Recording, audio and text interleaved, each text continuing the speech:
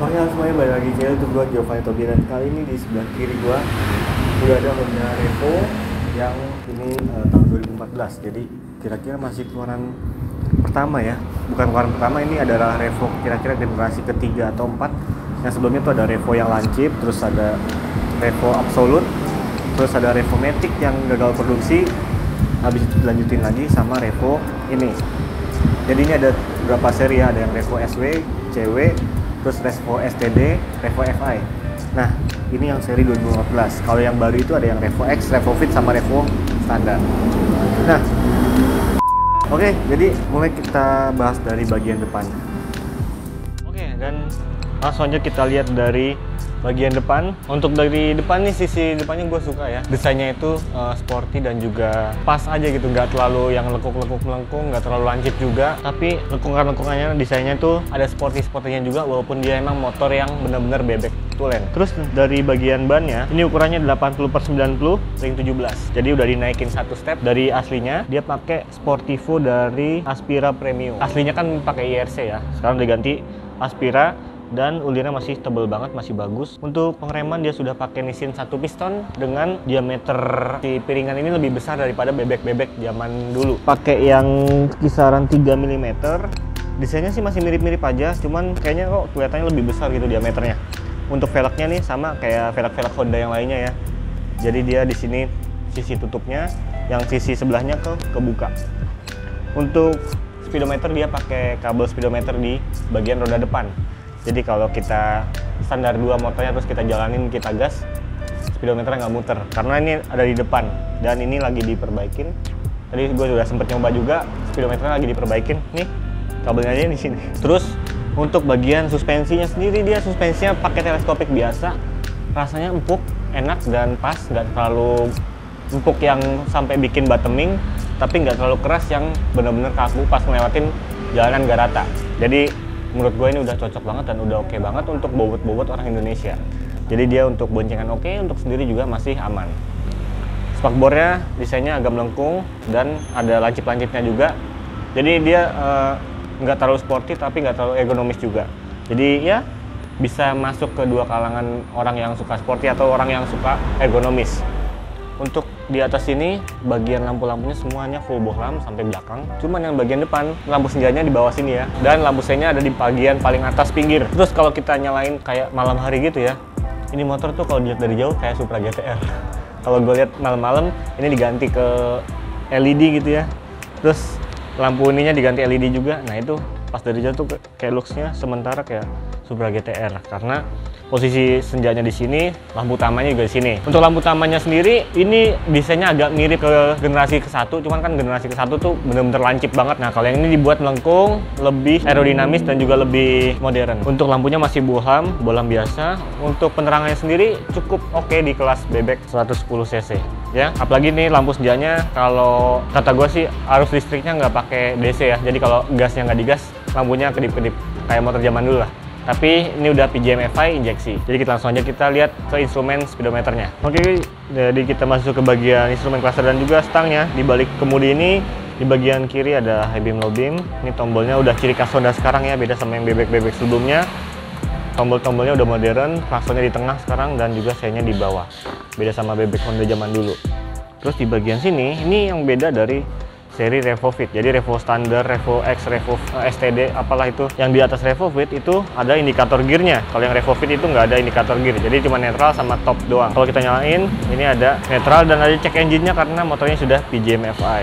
Terus untuk ini seinya terpisah kiri kanan dan juga ada gear indikator dari netral 1, 2, 3, 4. Seinya terpisah dan hanya ada high beam. Terus ada speedometernya sampai 160 km/jam sama indikator bensin dan juga odometer. Dan ini mikanya sudah agak retak-retak sedikit nih, kan tinggal dikasih oli nanti bisa mulus lagi. Nah, yang bagus dari Revo itu kepalanya tuh rapet banget tuh, nggak ada getar sama sekali, beda sama kakaknya. Jadi ini kalau pala tuh digini tuh kenceng banget dan bagus. Build quality-nya juga oke. Nah, di sini ada logo Hondanya, ciri khas motor Honda Ori ya. Kalau dari zaman dulu bebek semua pakai kotak gini terus ada logo Hondanya. Terus di kanan kosong, nggak ada tombol saklar karena sudah auto headlight on. Jadi kita nggak perlu nyalain lampu karena udah otomatis nyala. Untuk tombol starternya di sini, dan ini akinya lagi kurang dicas. Nah, rasa casnya itu menurut gue si Revo ini agak kasar ya. Jadi karena gue ada satu di rumah tuh, pas di starter kalau tiap pagi tuh rasanya cekat, kayak kedengeran sampai ke belakang gitu kalau lagi ke starter Revo. Jadi dinamonya tuh lumayan punya ciri khas ya, beda sama Supra. Jadi lebih ke crack gitu gesekannya. Terus gasnya ini gue suka enteng banget karena dia masih pakai satu kayaknya deh. Kayak satu tali gas doang.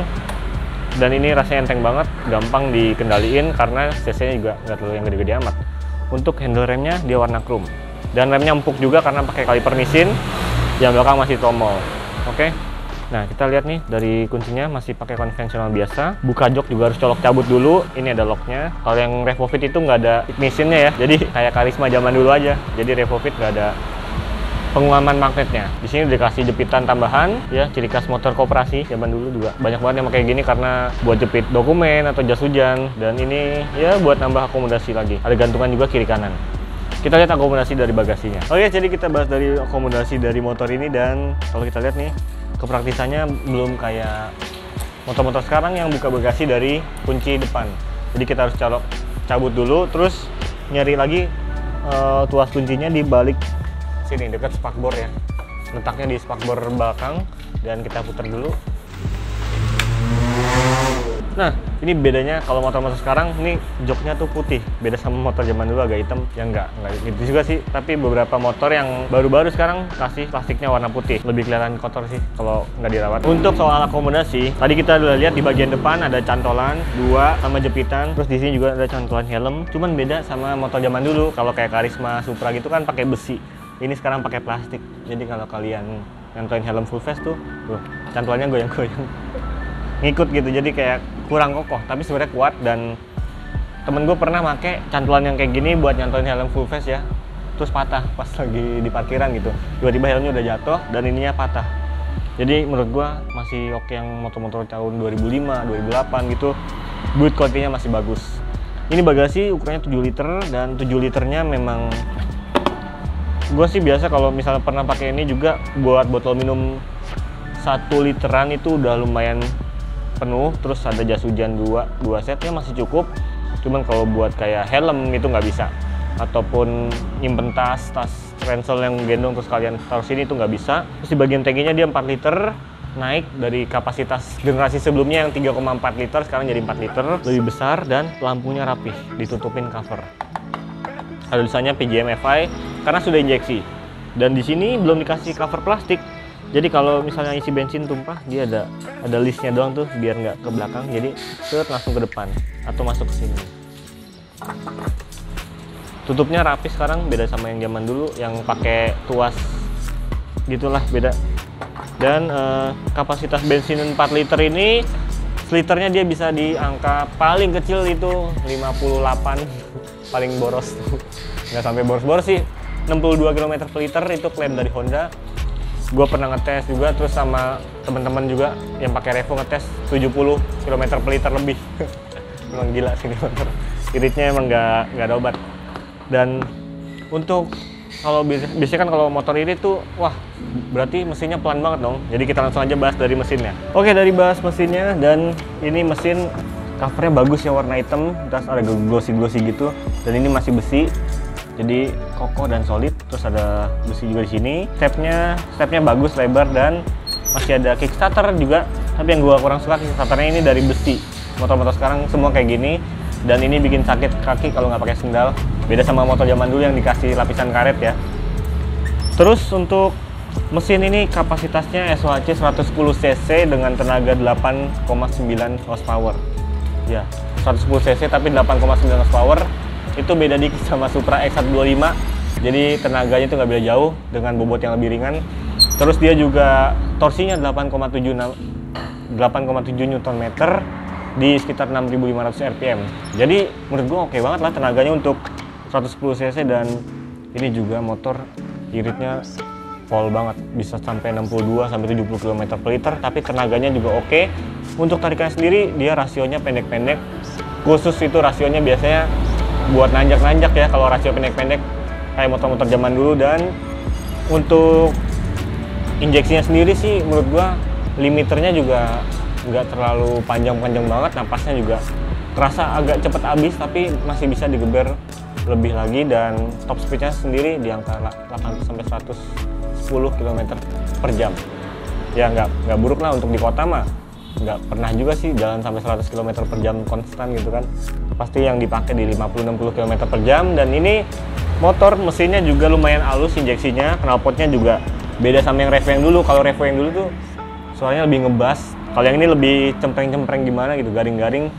Knalpotnya sama dipakai kayak si Supra X125 Fi. Jadi satu produk knalpot, tinggal diubah dikit kayak silinsernya ya, karena cc-nya beda. Tapi suaranya mirip banget. Terus untuk ini setelan persnelingnya, yang motor ini agak berat, jadi setelan paling ini setelan koplingnya ya. Untuk rasio giginya sendiri dia 4 speed. Terus juga mesinnya menurut gua kalau udah panas itu dia kadang kayak agak klitik gitu. Emang ciri khasnya Revo sih. Sebenarnya nggak ada apa-apa, nggak ada masalah, tapi suara cik kayak gitulah kalau udah panas. Tapi kalau dia baru dipanasin nih, itu biasanya kalau kalian manasin Revo, gue kan biasanya pagi-pagi manasin nih, itu lampu auto headlight on-nya nggak langsung nyala. Jadi sampai mesinnya panas dulu baru lampunya nyala. Pengalaman pribadi sendiri. Jadi kalau misalnya lampunya belum nyala, berarti motornya belum panas. Oke, kita lihat dari bagian suspensi belakang sampai ke bagian belakang. Oke guys, jadi di bagian belakang nih kita lihat nih desainnya keren. Behelnya juga fungsional banget nih, dilapisin karet dan soft touch kayak mobil Eropa. Dan ini juga dari genggamannya ini enak banget, dan kalau kita buat miniatur motor, apalagi berat motor yang ringan, ini tuh enak banget dipakainya dan fungsional banget nih. Buat geser-geser motor juga enak. Terus juga suspensi belakang, dia pakai lapisan cover plastik kayak motor Karisma Supra zaman dulu ya. Masih pakai cover plastik, dan suspensinya sendiri standar kayak Revo Supra biasa. Masih lumayan empuk, cuman ketika kita pakai boncengan terus ketemu jalanan berlubang, pas baliknya itu reboundnya itu kerasa cepet. Jadi kadang kayak ngerasa dipentalin gitu. Tapi ini efek reboundnya yang lumayan cepet aja sih. Sebenarnya tapi overall performa dari suspensinya masih oke banget dan cocok untuk harian. Jadi untuk jalanan yang bumpy dia masih oke, untuk handling masih tetap lincah dan juga stabil. Terus ban belakang sendiri dia pakai Corsa Platinum yang ukuran 90/80, rantainya sudah ada stabilisernya. Ini lumayan oke, jadi kalau ketika rantainya kendor atau putus itu dia tidak langsung nyangkut ke bagian-bagian yang lain, langsung terjaga di bagian sini aja. Cover dari rantainya juga mirip sama motor-motor tahun 2005, dan juga ini armnya sekarang beda, model gantung ya. Kalau motor kayak zaman dulu kan dari depan ke belakang gitu ya. Oh ini sekarang dari atas, nyatu sama rangka yang ada di sini. Terus untuk bagian lampu belakang, dari bagian lampu belakang dia masih pakai full bohlam. Tapi desainnya ini oke banget menurut gua. Gue lumayan suka sama desainnya si Revo ini, karena walaupun dia bohlam, ini tinggal diganti pakai strobo juga kedip-kedip ya, keren ya. Terus guratan ulirnya juga oke nih, kayak tanda panah ke bawah 3. Ini kalau di PB strip 3 ya, kayak pangkat gitu. Terus di bagian sensennya dia lebar, modelnya lancip-lancip, sporty banget nih kalau dilihat dari belakang. Jadi desainnya menurut gua nggak ada masalah sama Revo yang generasi ini. Cakep banget, dan menurut gua untuk harganya sendiri 2014 di angka 8 juta. Ini masih sangat worth it, yang velgnya casual. Fitur-fiturnya menurut gua nggak terlalu yang wah, tapi fungsionalnya oke banget karena irit bahan bakar, akomodasinya cukup di 7 liter bagasi, dan juga ada gantungan juga, sama build quality-nya sih kalau dari Honda Revo. Jadi dia tangguh dan juga bisa dipakai untuk harian, bener-bener motor capek itu bisa. Ya, dari belakang kayak gini, nggak ada lampu penerangan plat nomor karena menyatu langsung dari bohlamnya. Ya, spakbornya kayak gini aja. Oke guys, jadi untuk simpulannya, ini baru gue bahas nih dari joknya sendiri. Ini udah di retrim, dan joknya itu aslinya emang beneran selebar ini. Jadi kita duduk tuh enak dan nyaman. Beda dari kayak Honda Beat gitu ya. Si Revo masih lebih lebar. Jadi penampang dari posisi duduk kita masih oke banget, dan juga untuk tinggi-tinggi 165 ke bawah masih oke, 170 ke atas juga masih oke. Jadi ini motor bisa untuk banyak kalangan. Terus tempat pemboncengnya juga gede, besar, lebar. Jadi bisa bonceng 3 juga. Nih lebarnya sampai ke belakang, dan ini juga wheelbase-nya sih standar bebek, tapi ini kerasa joknya lebar dari depan ke belakang. Ya, terus kesimpulannya motor ini mempunyai kelebihan. Yang pertama ini dari desainnya sih, walaupun desainnya relatif selera orang suka apa enggak gitu, tapi menurut gue ini desainnya bagus, dan nggak ada apa ya, nggak ada komponen yang bisa diprotes sih, karena walaupun dia masih pakai bohlam, ini harganya terjangkau di kelasnya sih, karena di Honda motor yang paling terjangkau ya motor Revo ini. Jadi walaupun dia bohlam, penerangannya oke, tinggal diganti LED juga jadi bagus dan terang. Terus dari velgnya udah pakai cast wheel, pengereman depan empuk pakai Nissin ya walaupun belakangnya masih tromol. Terus juga ini yang Revo versi ini, yang versi tertinggi dari cast wheelnya itu sudah pakai indikator gear, jadi lengkap lah. Sama bagasinya 7 liter, dan yang paling diunggulkan di sini adalah kiritan bahan bakar yang sampai 70 km per liter. Jadi apalagi sih yang dicari selain irit bahan bakar gitu kan. Kencang juga lumayan, bisa kencang 0 sampai 100 sekian. Nggak ada ya. Kita belum pakai race logic. Jadi kira-kira kesimpulannya irit bahan bakar, desainnya oke, kenyamanan juga oke, dan juga harganya terjangkau. Untuk kekurangannya sendiri, kekurangannya paling lampunya masih bohlam sih, tapi dengan kita lihat harganya lagi kita nggak bisa protes. Jadi ya udah wajar bohlam. Terus ya mungkin teman-teman bisa tulis kelebihan dan kekurangannya di kolom komentar, karena gue nggak bisa ngehujat motor ini sih, karena tidak ada yang bisa diprotes. Motornya bagus dan build quality-nya juga oke. Kira-kira yang ini dijual di harga 8 juta. Kalau kalian pengen langsung lihat showroom di Akang Motor, alamatnya di deskripsi di bawah. Cek lagi di review-review berikutnya, kalian langsung tulis saja di komen review apa lagi. Kalau X-Ride emang kosong. Terus review Vega Force juga kemarin ada satu di sebelah, cuman belum kita review juga. Peace out me.